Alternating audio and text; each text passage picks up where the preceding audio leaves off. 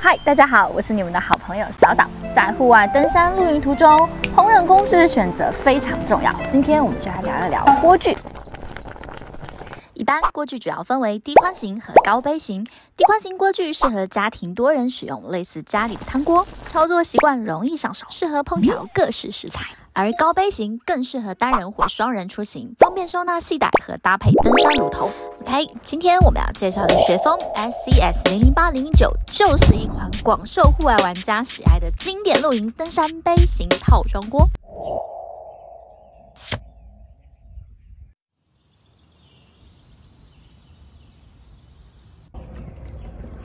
是户外轻量化的优秀选择。手上的这组锅是由 Snow Peak SCS 008和 SCS 009两组紧密套盒加在一起。打开外锅盖，你可以看到上面以及手把上都有精致的 Snow Peak 钢印。拉开手把，它可以变成一个煎盘或者是大碗。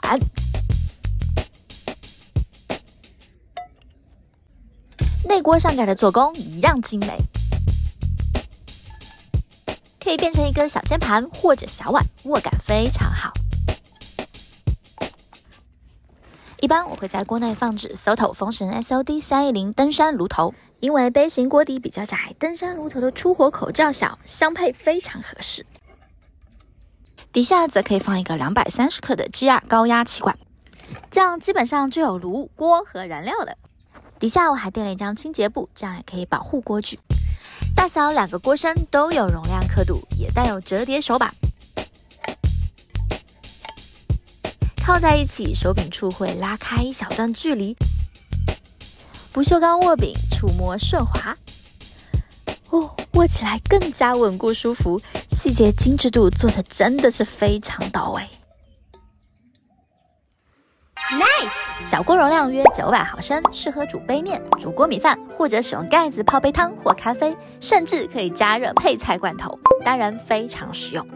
大锅1400毫升，大锅盖500毫升，锅子炖煮蔬菜汤或炖锅肉，甚至煮关东煮、小火锅都没问题。锅盖煎个荷包蛋、肉狗、肉排也很不错。大小锅结合在一起，提供了更多用途的选择。2个人一起出发，也可以吃得很丰盛开心。锅体采用阳极氧化铝材质，具有优良的导热性，重量轻、耐氧化，不是涂层，是氧化膜加工，可以经久耐用。我在户外呢也经常带着使用，一般是放在风绳上使用。今天呢，我们就用柴火炉来烹煮啊。